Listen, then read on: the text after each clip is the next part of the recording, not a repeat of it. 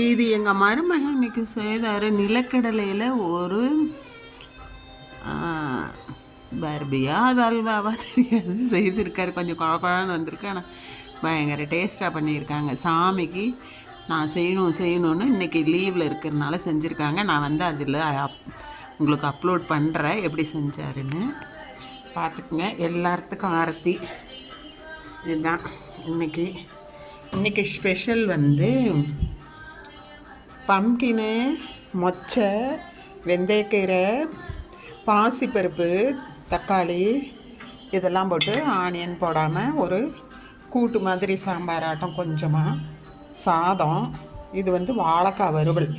என்ன போட்டிருக்கேன்னா எள்ளு பொடி பண்ணி போட்டு எள்ளு தூவி, வறுத்த எள்ளு தூவிட்டு அப்புறம் தேங்காய் நிறைய போட்டுட்டு பண்ணியிருக்கேன். இது வந்து பாசிப்பருப்பு உருண்டை நான் எப்போ பண்ணி உள்ளே வச்சுருக்கிற ஃப்ரிட்ஜில் அது கொஞ்சம் வச்சுக்கிட்டேன். இது வந்து பீட்ரூட் பொரியல் தண்ணி.